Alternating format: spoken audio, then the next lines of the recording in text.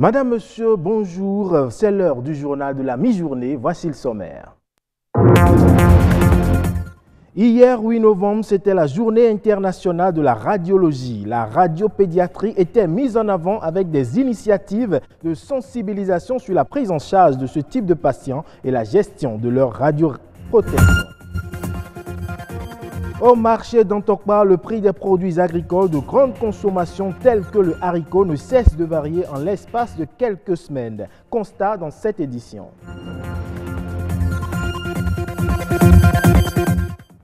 C'est l'une des premières clés de la réussite. La lecture, bien plus qu'un simple divertissement, procure du plaisir et permet de forger l'esprit critique.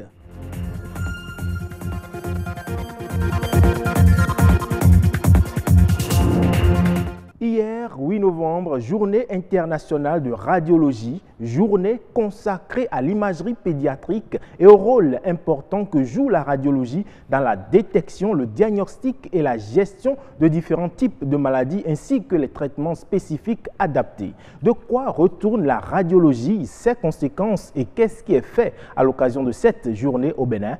Réponse avec Hermé Bonou, technicien en imagerie médicale. La radiologie, tout simplement, c'est l'utilisation des rayons. Quand je dis rayons, vous avez INS ou bien gamma, ou bien autre type de rayons aussi dans les domaines de la vie. Il y a des rayons que nous recevons même en étant au dehors, en passant sous le soleil, en étant au soleil. Nous recevons des rayons qu'on appelle les rayons naturels. Dans le domaine médical, la radiologie est utilisée pour le diagnostic et pour la thérapie. Pour le diagnostic, par exemple, après un traumatisme ou bien après un accident de voie publique, quand mon médecin soupçonne que j'ai une fracture, pour pouvoir confirmer cette assertion, on fait recours à une technique de la radiologie, qui est la radiographie.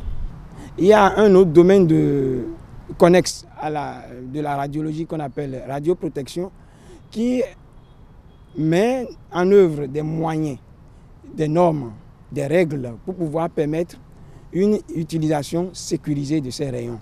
Dans le contexte béninois, on évolue tout doucement parce que les équipements de radio, par exemple, qui étaient utilisés dans les années 1950 ou bien 1960, ce n'est pas les mêmes équipements qu'on a aujourd'hui. Ces équipements donnent la possibilité de faire les mêmes examens avec moins de doses. Et en dehors de la radiographie, qui est la première technique de radiologie que nous avons eue au Bénin, les choses ont évolué. Aujourd'hui, on a des appareils de scanner qui utilisent toujours les rayons X, mais qui permettent d'avoir des images, qui permettent d'avoir plus d'informations que ce que la radiographie donne.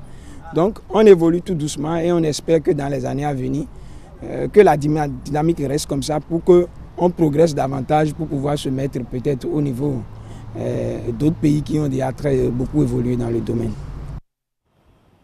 Le niébé est une variété du haricot très courante au Bénin que les Béninois appellent simplement haricot sans autre forme de différenciation. Au marché d'Antokpa, par exemple, on retrouve entre autres du haricot blanc et du haricot rouge. Une équipe de la rédaction y est allée pour prendre connaissance des prix de vente actuels du haricot. On retrouve Estelle Pazou en direct du marché d'Antokpa. Nous sommes ici à Podi, un des compartiments du grand marché d'Antokpa de Cotonou. On y trouve de tout et surtout des céréales. Et si vous aimez le haricot, vous savez certainement que c'est la bonne adresse. Ou sinon, nous allons découvrir ensemble. D'un étalage à un autre, plusieurs variétés du niébé, communément appelé haricot, sont proposées aux Béninois. Nous proposons du niébé rouge ou du blanc que nous appelons tawa ou tola. Armande a diverses sources d'approvisionnement. Mais le constat cette année, les prix ont connu une hausse considérable avant de revenir à une norme relative. La variété dite blanche était vendue à 500 francs le kilo. Elle est passée à 700 et même à 800 francs. Celle dite rouge est passée à 500 francs le kilo. Chaque client, selon l'usage qu'il veut en faire, a sa préférence. Il y a les gens du Nigeria qui préfèrent l'haricot qui vient du Nigeria, on appelle ça Ibo. La préférence des Béninois, bon, ça dépend. Il y a d'autres qui viennent, qui disent qu'ils sont rapides. Quand ils disent ça, c'est pour le Nigeria, parce que ça cuit vite. Et il y a d'autres qui disent que non, que c'est pour faire atassi. Donc ils prennent pour le mets.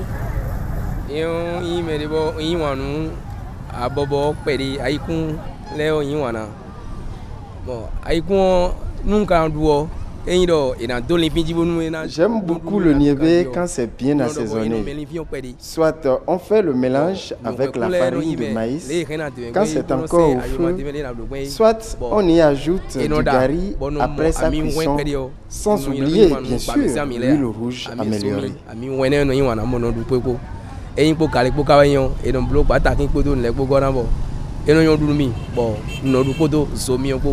Plusieurs façons de consommer la céréale qui jouent par ailleurs un rôle important dans l'alimentation de l'homme.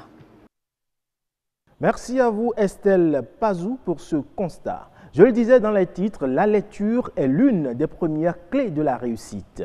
Bien plus qu'une passion et un simple divertissement, elle permet de forger l'esprit critique. Et pour inciter les jeunes à la lecture, les acteurs de la chaîne du livre étaient en communion avec les étudiants et enseignants du campus d'Abomey-Calavi. C'était à la faveur d'une conférence-débat littéraire autour de la thérapie que représente la lecture. Clotaire Awekou et Louis Koudogbo. La lecture sport cérébral pour notre bien-être, c'est le thème de conférence débat littéraire donné en milieu universitaire pour inciter à la lecture des étudiants et enseignants. La thérapie que représente ce voyage à travers les écrits, cette évasion à travers les livres est dévoilée par le communicateur enseignant des lettres au campus d'Abomey-Calavi. Les humanités s'évaporent. Il y a guerre dans la rue, on dévaste tout. Mais c'est curieux, la librairie, elle n'est pas touchée. Parce que quoi? Dans la librairie, il n'y a pas à manger. Dans la librairie, il n'y a pas d'argent. Dans la librairie, il n'y a que des livres. Et les jeunes avides d'immédiateté n'en veulent pas. C'est m'arranger, me débrouiller pour montrer qu'il faut qu'on aille dans les librairies, qu'il y ait guerre dans la rue ou pas. On m'a convaincu, dans les journaux que j'ai lus et les consultations Internet, que la lecture améliore l'intelligence émotionnelle. Lorsque vous lisez, cela vous rend perméable à l'empathie. Hein? Lisez un piège sans fin de l'Embellikenhomme et vous verrez combien nous souffrons avec le personnage d'Aouna jusqu'à la fin. Et l'épigraphe d'un piège sans fin disait ceci: sachez, croyez fermement que votre vie est une mort continuelle. Les livres nous désengagent de nous-mêmes, ils nous obligent à la connaissance des autres. Les livres, comme vecteur de connaissance, de savoir, de découverte, personne ne fait pas mystère des vertus que procure ce parcours à travers les livres, cette communion avec les écrivains, poètes, romanciers et autres essayistes. Lire me fait découvrir les autres. Lire me fait découvrir d'autres cultures. Lire apporte un plus à ma connaissance, à ma propre culture. Le livre contient tous les ingrédients nécessaires pour façonner l'être. Dans un livre, il y a toujours quelque chose qui vous transporte. Vous voyagez avec le livre. Donc celui qui lit nécessairement, c'est quelqu'un qui se soigne. Le livre a tout ce qu'il faut. Le livre a la posologie nécessaire de vous faire. Alors, quand on lit, nécessairement, on est un citoyen engagé. Quand on lit, on est un citoyen qui impacte sa communauté. Parce que le livre contient toutes ces vertus-là. On ne lit jamais un livre, on se lit à travers les livres. Donc, lire, c'est une manière d'être avec les autres et c'est aussi une manière d'être avec soi-même. Donc, d'essayer de découvrir son monde intérieur.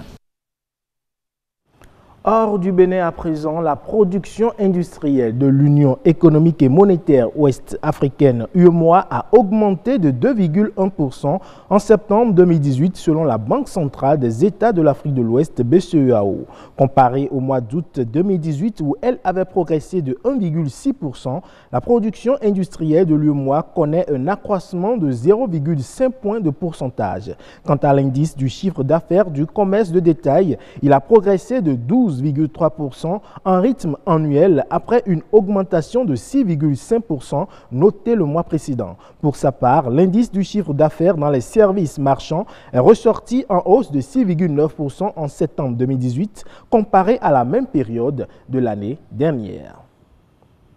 Le Fonds monétaire international se réjouit de ce que l'exécution du budget 2018 du Cameroun se déroule comme prévu. La chef de mission a salué la consolidation budgétaire, les améliorations au niveau des taux d'endettement ainsi que la reconstitution des réserves de change. Il s'agissait pour la mission de la FMI d'examiner la préparation du budget 2019, la mise en œuvre des réformes permettant d'améliorer l'assiette fiscale des recettes non pétrolières, l'élargissement de la base des dites ressources, la qualité de la dépense publique, l'accès des entreprises au crédit, ainsi que l'amélioration du climat des affaires.